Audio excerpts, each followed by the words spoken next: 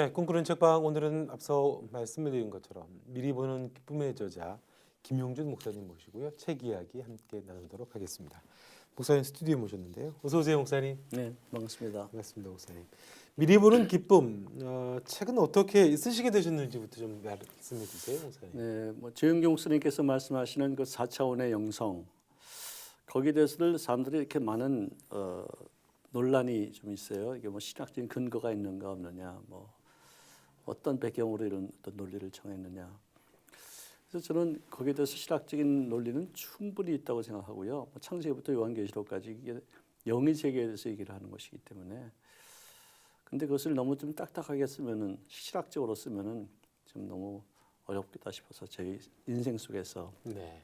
제가 체험한 어떤 그런 법칙을 좀 적용했을 때 어떤 일이 있었던 것인가 이런 걸 중심으로 좀 이렇게 썼습니다. 네.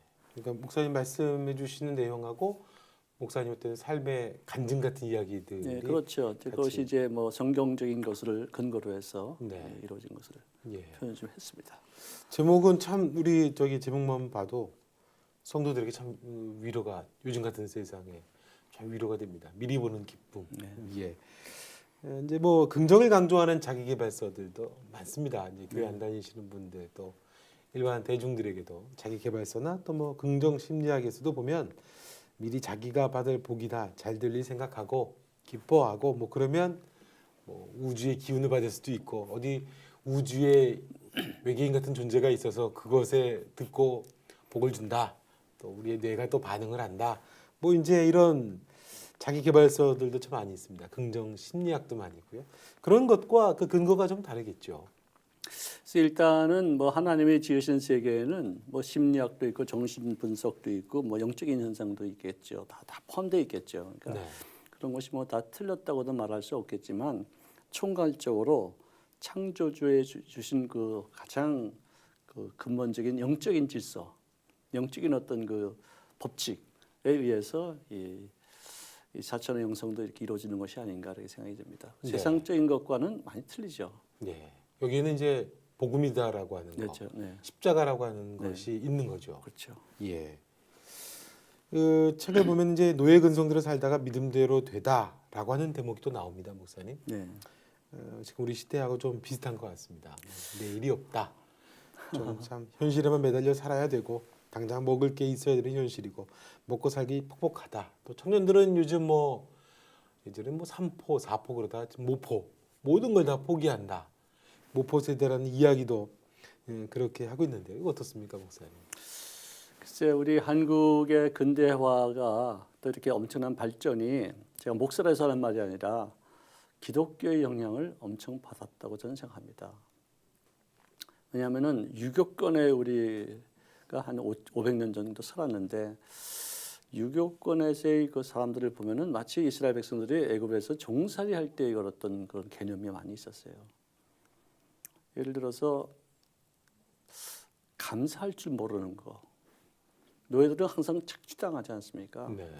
뭘 줘도 그것이 나에게 유익되기 위해서가 아니라 주인에게 더 유익이 되게 하기 위한 어떤 건강도 그렇고 힘도 그렇고 다 그런 거 아니겠어요? 그러니까 감사할 게 없죠. 매일 수탈당하고 뺏기니까 절대로 감사할 수 없어요.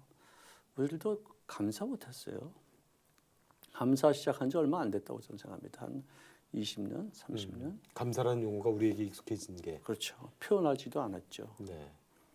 그리고 노예들은요 꿈이 없어요. 그렇죠. 예, 애를 낳아도 돌잡이 하잖아요. 돌 때. 네. 그러면 뭘 집으면은 마이크 집으면은 이제 앞으로 막 가수가 되겠다. 연필 집으면 학자가 되겠다. 돈 집으면 금융권에서 위대한 사람이 되겠다. 꿈을 갖잖아요. 근데 노예들은 뭘 집어도 걔는 노예예요. 노예죠. 자자손손 노예예요. 꿈이 없어요. 미래가 없어요. 그냥 당장 먹을 게 있어야 되고 당장 마실 게 있어야지 내일을 위해서 참자? 못 참아요. 그리고 항상 물고 찢고 싸우고 그렇죠. 자기 방어하고 누가 자기 지적을 하면은 잘못된 것을 지적하면 미안하다 이런 말 못 해요. 왜? 노예가 뭘 잘못을 지적당했을 때 시인하죠. 죽임 당할 수도 있고 매 맞을 수도 있어요. 그러니까 피해의식이 있죠. 이 모세가 사람 하나 죽이고서 다음 달에 나가봤더니 그 사람이 또 싸웠어요. 그래서 너 잘못했다 그러니까 야 네가 어저께는 사람 죽이더니 이제는 나 죽이려고 그러는구나. 그러잖아요. 피해의식이에요. 자기 본능이 너무 커요. 거짓말 해야 돼요. 이런 의식이 우리에게는 너무 팽배하게 있었어요. 근데 기독교가 들어와서 감사할 줄 알게 되어지고 꿈을 꿀 수 있게 되어지고 긍정의 생각을 할 수 있게 되어지고 할 수 있다는 신념이 믿음 때문에 생겼어요. 그래서 우리가 이 정도의 나라를 급속하게 건설할 수 있지 않았을까. 네. 정말 저는 그거 생각합니다. 그럼 노예 근성대로 살다가 이제 믿음대로 되다라고 하는 거, 믿음대로 됐다라고 하는 것은 그렇게 이제 산업화 시대를 우리가 지나면서 감사도 표현할 줄 알고 할 수 있다라고 하고 또 신앙 안에서 그렇게 성실하게 살아가면서 그 믿음대로 발전을 하고 성공을 하고 성장을 했다 그런 의미였던 건가요, 목사님? 그렇죠. 그러니까 믿음은요, 좋은 믿음만 있는 게 아니라 나쁜 믿음도 있어요. 나쁜 믿음대로 많이 돼요. 염려하죠, 근심하죠, 걱정하죠. 그러고 나서는 그 일이 생기면은 거봐 내가 이럴 줄 알았지. 믿음대로 된 거예요. 꿈대로 된 거예요. 부정적으로. 근데 그것을 바꿔서 아무리 어려워도 더 좋은 일이 있을 거야. 이건 하나의 과정이야. 이를 통해서 난 더 성장해. 라는 믿음이 있었고 꿈이 있었다면은 진짜 그 꿈대로 가는 거예요. 난 그렇게 생각했습니다. 모든 것이 다 믿음대로 되는데 긍정적인 믿음이냐 부정적인 믿음이냐 생산적인 믿음이냐 파괴적인 믿음이냐 여기 따라서 많이 갈라진다고 생각했습니다. 네. 노예 근성대로 살다가 그러면은 이제 그 무엇을 믿는가에 따라서 어떤 사람은 그렇게 망하는 길로 그냥 가는 그렇죠. 거고 어떤 사람은 그렇게 흥하는 길로 가는 거고 그 믿음대로 그것도 결국 가는 거군요. 그렇게 저는 생각할 수 있습니다. 네. 미리 보는 기쁨을 목사님은 또 이제 예언적인 기쁨이다라고 하시면서 아브라함 이야기를 하셨습니다, 목사님. 그 어떤 이야기인가요? 일단 아브라함이 아이가 없어서 하나님 앞에 구할 때 하나님이 주신다고 그러셨어요. 그렇죠. 그래서 계속 기도했어요. 근데 기도했는데 안 나타난 거예요. 그래서 하나님께서 아브라함에게 야 내가 너 복 많이 줬지 했더니 맞습니다. 근데 왜 내 아들이 없으니 종에게 다 갈 거 아니겠습니까? 했더니 아니다. 네 자식을 통해서 그 유산이 넘겨질 것이다. 아닙니다. 네, 이거 말도 안 된다. 네, 말도 안 됩니다. 이제 그랬을 네. 때 하나님께서 하신 말씀이 너 거기서 나와. 네 텐트 속에 있지 너. 그 천막 속에 있지. 너 거기 있어봤자 사실밖에 안 보여.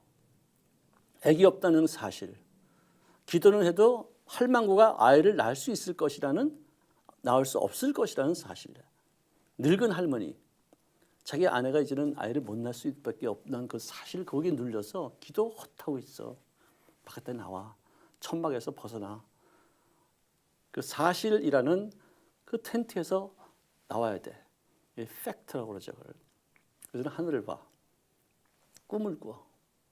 내가 너에게 아들을 주겠다는 말은 사실이 아니라 진리야.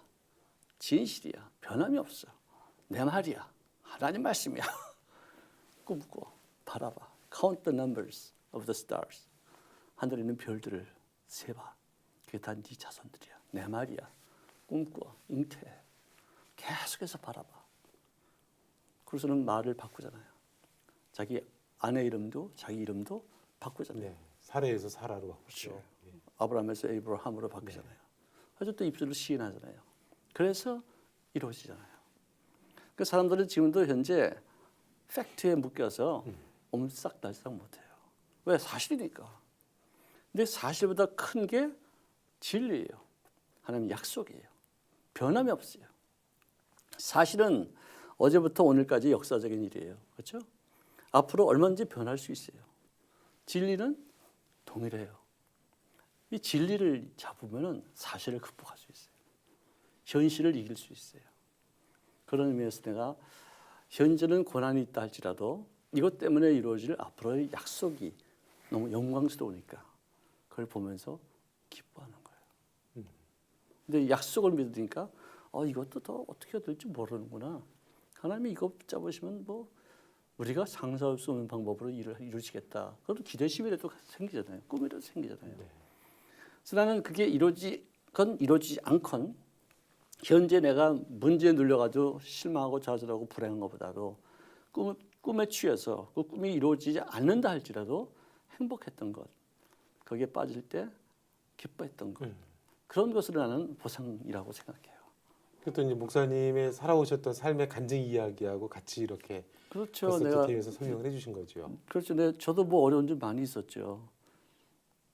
진짜 어려운 일 많이 있었는데 그때마다 기쁨이 생겼어요. 신비한 기쁨이에요. 내가 이게 이상하다. 뭐 이런 기쁨이 나올 수 있을 때가 아닌데, 근데 그게 예언적인 기쁨이었어요. 이것 때문에 너 앞으로 이제 더 좋은 일이 있을 것이라는 것을 미리 암시하는 것이었어요. 예언은 성취되는 거니까요. 아브라함도 요한복음 8장 52절인가 거기서 보면은 예수님께서 친히 말씀하신 게 이게요. 아브라함이 나이 때 되어질 것을 그가 즐거워하며 보고 기뻐했대. 2000년 후에 있을 일들을 그가 미리 봤다는 거예요. 그래서 그게 이루어졌어요. 이루어진 것을 보고서 그렇게. 그러니까 예수님이 구세주로 오셔서 수많은 사람들의 인생에 구원자가 될 것이라는 것, 수많은 사람들이 지옥 갈 사람들이 천국 가는 그런 모습이 늘 그걸 봤겠죠. 그래서 그걸 보고서 기뻐한 거예요. 예수님도 그러셨고 그 말씀을 해서 아브라함을 띄우셨고 당신도 겟세마네 동산에서 그렇게 몸부림치면서 생명을 구걸하고 살려달라고 애걸복걸하고 내 뜻대로 마옵시고 아버지 뜻대로 해달라고 그러면서도 또 살려달라고 3번씩이나 그랬었어요. 땀이 피가 되도록 떨어지면서 그 고뇌를 이루셨는데 제자들에게 들어오셔서 하실 말씀이 내가 너희에게 이 말을 이루면 내 기쁨이 너희 안에 있어 너희 기쁨을 충만케 하려 함이니라. 무슨 기쁨이에요? 십자가에 못 박히는 것 때문에 기뻐하실까요? 십자가 이후에 있을 일들을 보고서 보셨어요. 미리 보셨어요. 기뻐하신 거예요. 굉장히 영광스러웠었어요. 네. 오늘 꿈쩍방 미리 보는 기쁨의 저자 김용준 목사님 모시고 말씀 나누고 있는데요. 목사님 신앙을 갖게 된 이야기가 이 책에 나옵니다, 목사님. 그러면서 엉터리와 양다리를 오가던 시절 그 얘기 하셨고 또 한계에 부딪힐수록 또는 은혜를 알게 됐다. 네, 그런 얘기도 해주셨는데 목사님 예수님 만나신 이야기도 좀 듣고 싶은데요. 제가 1977년도 12월 31일 날 제 여자친구하고 이제 만나서 그래도 연말이니까 식사라도 좀 같이 하자. 그래서 나갔는데 그 친구가 이렇게 앉아 있다가 나보고 하는 말이 나 예수 믿기로 했어요. 그래요. 그래서 야 그럼 너 정말 너 술 끊겠구나. 마음이 되게 좋더라고 그래. 네. 아 술을 잘하셨군요. 뭐 잘한 건 아니지만 하여간 뭐 예. 여자가 그때 당시에 술 먹는 건 좀 흔치 특이적이었죠. 않은 일이었죠. 그때 당시 예. 그랬어요. 그런데 나보고 어디를 가재요. 그래서 가자고 그래서 갔더니 그 유관순 기념관 그 이화여고에 있는 네. 그 홀에 부흥성회가 있었어요. 뭣도 모르고 갔는데 그분이 머리가 좀 벗어지시고 마이크를 잘 이렇게 잘 쓰시면서 굉장히 말을 빠르게 굉장히 강하게 말씀하시는 거예요. 근데 거기서 제가 내 마음속에 부딪힌 것이 작은 돌이건 큰 돌이건 물에 던지면 하나는 펑 하고 가라앉고 하나는 붕 하고서 많은 파문을 일으켜서 가라앉는데요. 그래서 작은 돌이나 큰 돌이나 가라앉기는 마찬가지다. 지옥 간다. 그래서 너희 중에 죄 없는 자가 먼저 돌 들어 쳐라 하는 그 말이 제 심령을 꽉 찌르더라고요. 정말 정말 충격적인 말이었어요. 교회는 처음 간 거였는데. 교회도 아니죠. 그때는 부흥회였죠. 집회를 처음 가신 네. 건데. 내가 왜 그랬는가 그것이 충격이었냐면은 저는 나름대로 율법적으로 도덕적으로 아주 성실하고 깨끗하게 살았다고 생각했었어요. 네. 친구들 술 한 잔 먹으면은 2차, 3차 가는 걸 나는 안 갔거든요. 왜? 아버지가 무서워서 기다리고 계시기 때문에 혼나기 때문에 그랬다 뿐이지 내 마음은 역시 죄인이었어요. 근데 걔네들은 행위로 옮겼지고 나는 행위로 옮기지 않았기 때문에 늘 돌 던졌죠. 근데 그 말씀을 듣고서 내가 정말 충격받았어요. 내가 잘못하고 있었구나. 내 잘못 살았구나라고 하는 네. 충격인 건가요? 남을 비판했던 거, 남을 정죄했던 거. 나도 죄인인데 행위로 옮겼지 않았다는 것으로 남들을 돌돌 떴다는 거. 그것에 대한 어떤 그 충격이 왔어요. 그래서 눈물이 핑 돌더라고요. 근데 눈물을 흘리면 안 된다고 그랬잖아요. 우리 어른들은요. 1년에 평생에 세 번 3번 울라고. 예. 예. 내가 이를 악물고 참았어요. 그래서 이렇게 눈을 감았는데 환상이 보였어요.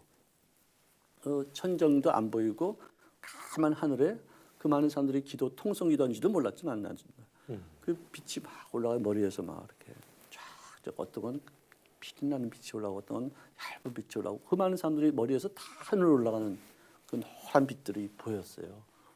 그래서 내 것도 있나 하고 이렇게 보니까 티미한 게 뭐가 있긴 하나 있긴 있더라고요. 근데 정말 그러면서 내가 이렇게 여자친구 이렇게 보니까 막 이러고서 막 괴로워하고 막 눈물을 막 흘리는 거예요. 근데 나는 추우니까 손을 이렇게 비비는 줄 알고 내가 이렇게 나도 모르게 손을 이렇게 잡았어요. 그랬더니 손을 탁 빼는 거야. 그러니까 내가 얼마나 창피해. 후끈하는데 후끈이 아니라 화끈하더라고 그냥. 근데 그게 뭔지 몰랐죠. 불이 온 거예요 저한테. 성령의 불이. 네, 근데 나는 창피해서 이렇게 후끈한데 좀 이렇게 왜 이렇게 화끈하냐 그렇게 생각을 했죠. 그래서 눈물이 핑 도는 걸 겨우 또 참았어요. 참고서 이제 어떻게 보면 다 끝났는데 얘는 많이 울더라고요. 그래서 내가 나도 이제 눈물 안 보려고 이렇게 옆으로 보면서 뭐 기독교도 뭐가 있나 보다 내가.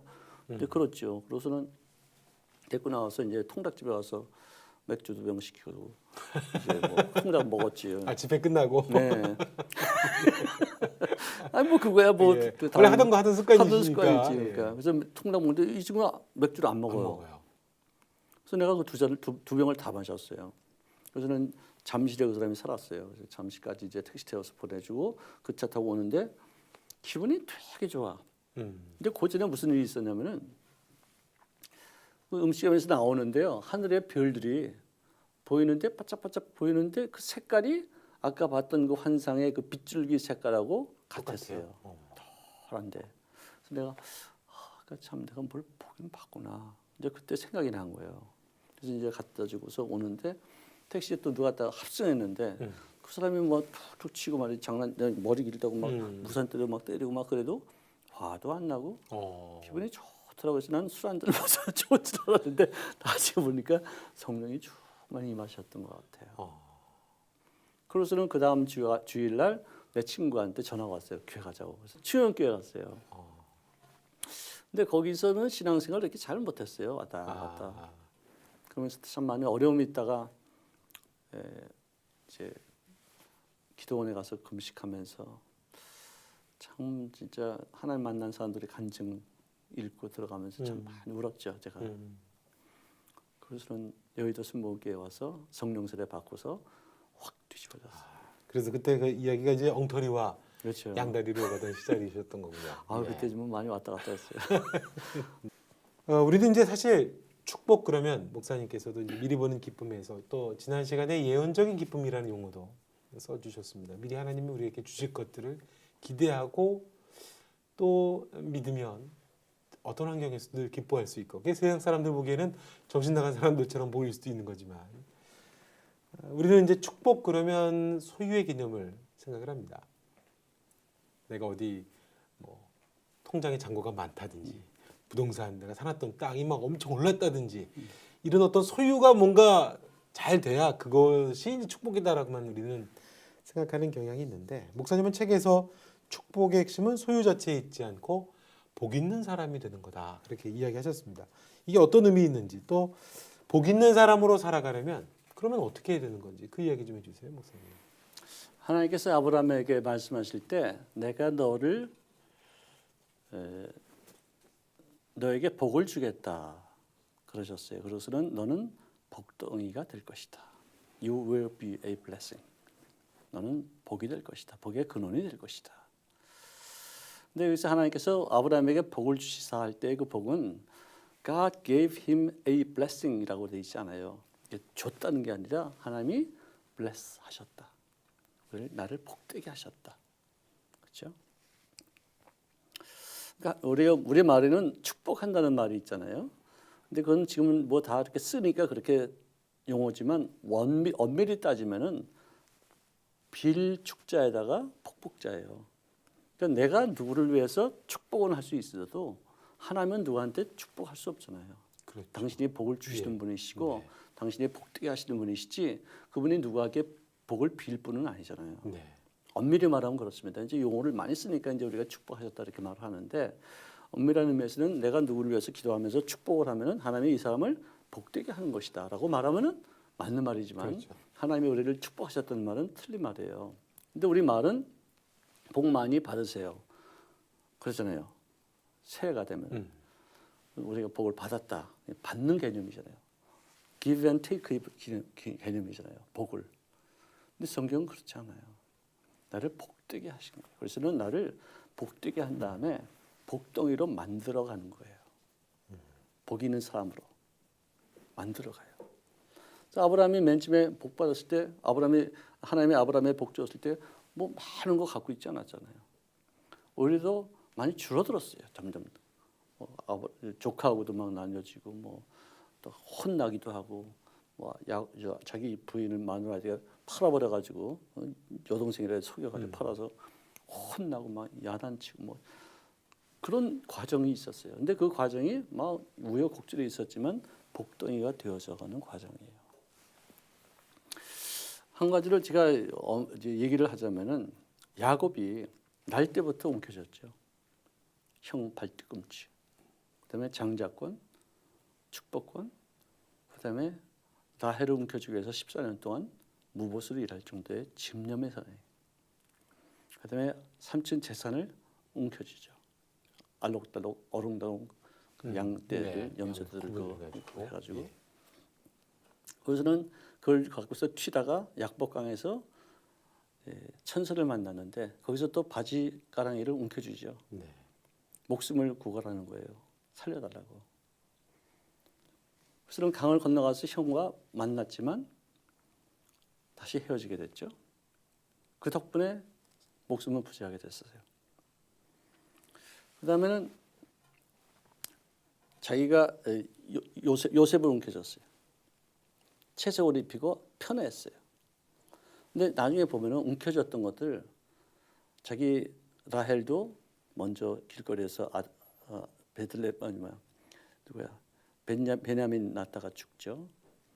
요셉 뭐 자기는 짐승에게 물려 죽었다고 생각했죠.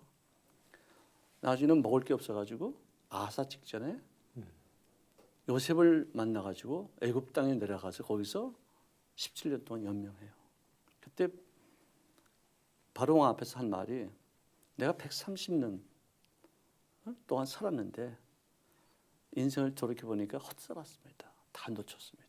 다 잃었습니다. 그거예요. 근데 하나님께서 그를 아브라함의 하나님, 이삭의 하나님, 야곱의 하나님이라고 이렇게 스스로를 명령하신 것, 칭하신 것은 그 나머지 17년 동안 그 사람은 정말 하나님 중심적으로 살았어요. 단 요셉을 보면은 17년 동안 정말 아버지 편애, 하나님의 편애 속에서 살다가 형들에게 시기받아가지고 13년 동안 종살이 옥살이에요. 비참한 거죠. 소유 아무것도 없었어요. 움켜쥘 수 있는 것도 없었고 자기가 오히려 노예 신분이 돼서 남의 재산이에요. 아무것도 없었어요. 무소유야, 무통장, 무재산. 근데 그 사람은 하나님이 그와 함께 하시는 사람이 되어가요. 그래서 주인에게 충성하고 또 꿈을 해몽할 수 있는 영적으로 밝은 사람이 되어져요. 왜? 옥살이하면서 뭐 할 게 뭐 많이 있었겠어요? 기도 많이 했겠죠. 그다음에 나중에는 1년 동안 옥살이 하다가 술장관에게 꿈을 해몽해줘서 그 사람이 복직되는데 다 잊어버리죠. 나머지 2년 동안은 거기서 그 술장관을 기다리면서 정치학 공부, 거기가 바로 왕의 그 뭐라나 감옥이에요. 바로 왕의 그 정치범들 수용소예요. 이게. 뭐 바로 왕에게 찍힌 놈도 있고 뭐 잘못한 놈도 있고 억울하게 온 놈도 있고 별놈들 다 있을 거 아니에요. 근데 거기에 들어가서 2년 동안 아마 3년 동안 정치학 공부 세미나 공짜로 들었을 것 같아요. 이 얘기 여기 별 들으면서 얘기거든요. 예. 바로 왕 앞에서 어떻게 하는 것이고 국정을 어떻게 하는 것이며 누가 악신이고 누가 충실이고 누가 이간질할 놈이고 이런 거 다 공부했을 거 아니에요. 그런 사람이 되니까 딱 올려서 국무총리가 되었어요. 80년 동안 무사고로 다 그 나라를 자기 백성들까지도 다 관리하면서 인생을 마쳤어요. 무소유야. 아무것도 자기가 가지려고 노력한 게 아니에요. 이런 사람이 되고 나니까 다 오는 거예요. 이런 개념으로 제가 축복은 쫓아가면 안 된다. 복은 내가 이런 사람이 돼야지 이게 나한테 온다는 것을 깨달았어요. 예를 들어서 어떤 아가씨, 예쁜 아가씨가 있으면은 쥐뿔도 없는 게 그 아가씨 쫓아간다고 결혼이 되겠어요? 예? 자기가 어떤 걸 갖춰 놓으면은 예. 자기 이런 사람이 되면은 아가씨도 얼마든지 많잖아요. 그렇잖아요? 그건 뭐 별로 뭐 똑바른 어떤 그런 어떤 그 예화는 아닐지 몰라도 저는 어떤 사람이 되고 나면은 그 사람이 모든 걸 다 장악할 수 있는 그런 능력이 되잖아요. 그러니까 그릇을 준비하지 않고 나서 뭘 갖추면은 날아간다니까요. 그래서 간증은 내가 병 났다는 게 간증이 아니고 병 난 다음에 이 건강한 몸으로 내가 어떻게 여생을 살았느냐 이게 간증이 돼야 되고 국무총리가 된 게 간증이 아니라 80년 동안 내가 이 나라를 이렇게 건강하게 위기를에서 건져내고 우리 가족들을 다시 이 땅에 와서 살게끔 만들었다 이게 간증이거든요. 이 사람들은 병난 것만 간증하잖아요.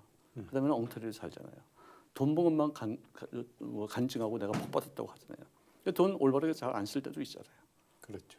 그러면 그 소유가 그게 축복이에요? 복이에요? 그건 독이죠. 독이죠. 예.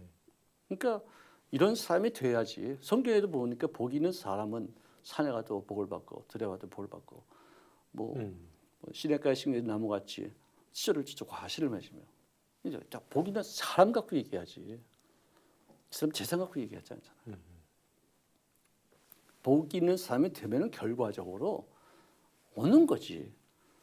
복 있는 사람이 되는 게 목적이지 복을 잡는 게 목적이 아니죠. 전 그렇게 생각했어요. 네.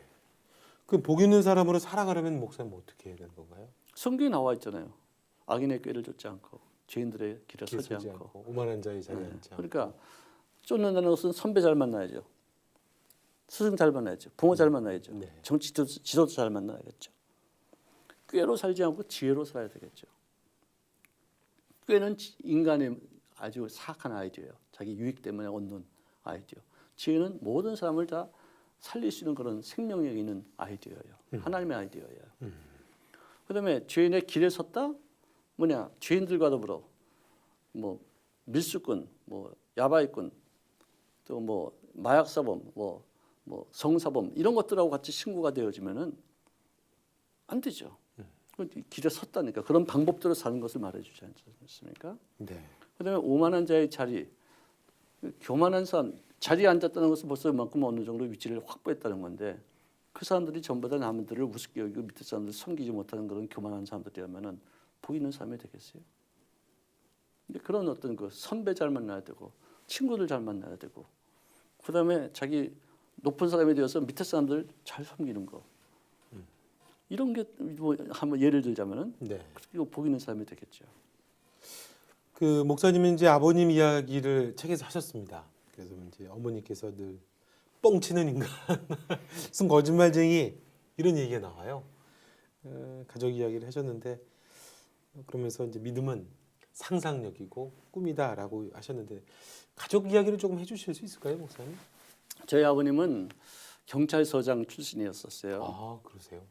근데 이제 맨 처음에는 정말 굉장히 어렵게 살았죠. 경찰 그것도 강직하셨어요. 아주 청림하시고. 그러니까 집안이 늘 어려웠었어요. 또 저희 어머님은 우리 오남매 낳고서 이제 교육도 시켜야 되고 또 뭐 생활도 해야 되니까 한낱 좀 돈을 좀 요구했지만 아버지 갖고 오는 게 없었어요, 별로. 근데 뻥은 되게 쳤어요, 저희 아버님. 어떻게 뻥을 튀신 거예요? 그러니까 우리 애들은 전 세계 나가서 유명한 사람들이 될 거야. 아, 유학 갈 거야. 박사학위 그런 받을 얘기를 거야. 하셨던 거군요. 예. 세계적인 인물들이 다 될 거야. 그랬어요. 그러니까 좀 황당한 얘기죠. 근데 그 뻥친 것대로 다 됐어요. 정말 그래요. 오남매가 다 잘 됐어요. 그래요. 그러니까 그때 당시 우리 어머니는 속상했죠. 왜 이렇게 뻥만 치는가. 좀 현실은 너무 어려운데. 궁핍한데. 예. 근데 이게 하나님도 없는 것을 있는 것 같이 부르시는 하나님이라고 돼 있잖아요. 로마서 4장 17절에. 근데 그러면 하나님은 또 뻥치는 하나님이시요. 엄밀히 말하면 없는 거 갖고 있다고 그러니까. 거짓말쟁이. 예, 거짓말쟁이고 뭐 거짓말까지는 아니지만 뭔가 이렇게 미리 이렇게 하니까 그분은 보이죠. 여기는 없지만 여기서는 보잖아. 그분은요. 시공간을 초월하니까. 근데 우리가 보기에는 안 보이는 건데 있다고 그러니까 뻥치는 거지. 그분은 뻥치는 게 아니에요. 거짓말하는 게 아니에요. 그분은 여기 가면 있다는 걸 아시잖아요. 여기도 없어도. 근데 우리는 여기 없는 것만 보잖아요. 근데 이번엔 동시에 보니까 여기 있다고 그렇게 말하시죠. 그러니까 우리는 없는 것을 있는 것 같이 말하시는 것 같이 보이죠. 근데 그런 입장에서 우리가 입술의 그 고백이 열매가 된 거예요. 열매를 만들어가는 거라. 첫 시간에 목사님께서 그 노예 근성대로 살다가 믿음대로 되는데 그 믿음도 입술로 나쁜 대로 믿으면 그대로 되고. 네. 하여 성경도 하나님께서도 너희 말이 내 귀에 들리니 그렇죠. 내가 너희 말한 대로 하리라. 그래서 네. 이스라엘 백성들 결국 못 광야에서 가나안 못 들어갔잖아요. 못 들어간 정도가 아니라 비참해졌죠. 비참하게 광야에서 죽어버렸죠. 죽었죠. 20세 이하는. 네. 그럼 같은 맥락인 거네요. 분명이죠. 그러니까 내가 성경적이다고 말씀드리는 거예요. 예. 그래서 뻥 우리가 쳐야 돼요. 그 주변 사람들이 볼 때는 황당해 황당할 보이다 수 할지라도 자꾸 선포하고 상상하고. 어린 애들이요. 몇 살 때부터 거짓말하겠어요? 언제부터 할까요? 2살 때부터인데 만 2살 때부터 20%. 20%가 그리고 5살 되면 100%가 다 거짓말한대요. 근데 누가 2살짜리가 거짓말하면 엄마가 얼마나 속상해요. 야단치지 말래요. 왜냐면은 ADHD 환자나 자폐증 아이들은 거짓말을 못 한대요. 상상력이 없어서. 거짓말은 꿈에 난 얘기예요. 상상력이에요. 없는 걸 말하는 거예요. 자기 유익을 위해서 하든지 간에 뭐 어떤 상황에 따라서 이렇게 하든지 간에. 네. 근데 조영기 목사님도 어렸을 때 친구들 모아놓고서 그냥 재밌는 얘기 많이 해줬대요. 그냥 못 들어보던 거, 책에도 없는 거, 부모한테도 못 들어본 거, 그 즉시에서 막 만들어가지고 이렇게 하셨대요. 그 친구들이 조 목사님만 오시면은 그 손은 어린 손은 조영기 목사님이시겠죠. 네. 오면은 야 얘기 좀 해줘. 그 얘기 재밌어가지고. 재밌어가지고 막 인기가 많이 있었는데 어떤 친구 하나가 이렇게 듣다가 야이 거짓말쟁이 손 엉터리 같은 얘기도 어디서 막 지어가서 이렇게 말한다고 막 그래가지고 그냥 너무 상처받아가지고 울면서 집에 들어왔더니 조도천 그 장로님 그 아버님께서 예 너는 거짓말쟁이가 아니고 상상력이 풍부한 아이야 그렇게 얘기했대요. 근데 그게 어린아이 마음에 굉장히 큰 용기가 되어지고 정말 엄청난 그런 자기 생각이 전환점을 갖게 될 수 있었기 때문에 네. 뭐 교회 개척하고 보세요. 비 오는 날이면 그 천막교회에 개구리 숫자가 사람 숫자 더 많은 그런 5명밖에 안 되는 그런 교인 놓고서 큰 소리로 설교했대요. 좀 조용히 하라고 이렇게 시끄럽게 하니까 여기는 5명이 아니고 500명이 앉아 있는데 내가 어떻게 조그만 소리 할 수 있겠냐. 그때부터 세계 최대의 교회를 짓겠다는 상상력이 오늘 그렇게 만들어졌잖아요. 네. 뻥이 이렇게 중요한 거예요. 상상, 믿음은 상상이다. 네, 상상. 그러니까 이 어린 애들도 상상력이 없는 애들이 있어요. 태어날 때부터. 네. 근데 DNA일 수도 있겠죠. 근데 상상력이 없던 사람도 예수 믿고서 믿고 꿈꾸고 이렇게 하다 보면 상상력이 막 개발된다는 것을 내 생애를 통해서 내가 체험해 봤어요. 그렇군요. 우리 아이들 꿈꾸고 막 무슨 헛된 망상같이 이야기하는 거 부모님들 너무 야단치면 안 돼요. 야단치시면 안 되겠네요. 예. 정상이에요 지금. 네. 그러니까 상상력이 도덕성보다 먼저 생긴대요. 그래서 도덕성은 나중에 생겨서 이제 이렇게 하면 안 되겠구나. 그 남들 이게 뭐 그러니까 이제 거짓말은 남에게 해가 되죠. 사기 같은 거. 근데 이 뻥치는 건 자기한테 자기 암시가 될 수도 있겠고 자기한테 상상력을 부여하는 어떤 과정이에요. 그렇군요. 그러니까 남에게 하면 그건 나쁜 일이죠. 나한테는 내가 해봤자 내가 속이는 거고 손해 봤자 내가 하는 거니까 네. 도덕적으로 잘못된 거는 거죠. 그 상상력이 자꾸 이렇게 좀 부정적이고 안 되고 이런 거는 안 되는 거지만. 그 부정적인 상상력도 그렇게 된다니까요. 그러니까요.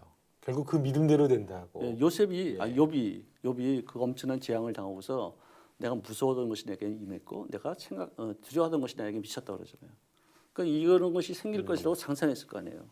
우리 집에 이렇게 재앙이 있으면 어떡하고 우리 아들 다 죽으면 어떡하지? 나 병 들면 어떡하지? 우리 재산 다 날라가면 네. 어떡하지? 그대로 됐네요. 상상되고서는 그대로 되고서 내 이럴 줄 알았지 이런 거 아니에요. 많은 사람들이 내 이럴 줄 알았다고 그래요. 잘못되고 나서. 네. 입술이 진짜 중요하네요, 목사님. 예. 자, 오늘 꿈꾸는 책방에서는 미리 보는 기쁨의 저자 김용준 목사님 모시고요. 책 이야기 함께 나누고 있습니다. 지난 시간과 오늘 2회에 걸쳐서 여러분 책 이야기 함께 나누고 있는데요. 삶이 어렵고 힘든 분들이 참 많습니다, 목사님. 또 그래서 이 책 미리 보는 기쁨을 누리고 싶지만 자신만이 처한 여러 문제로 인해 현실에 또 메인 분들도 또 자기만의 또 합리적인 이유들이 다 있으시거든요.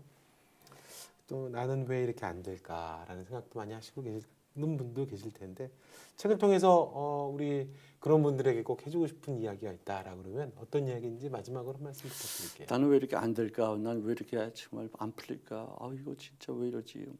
이런 생각 안 해본 사람은 어디 있어요? 다 합니다. 저도 지금도 목회하면서도 왜 이렇게 안 풀리지? 이거 안 되는 거 아니야?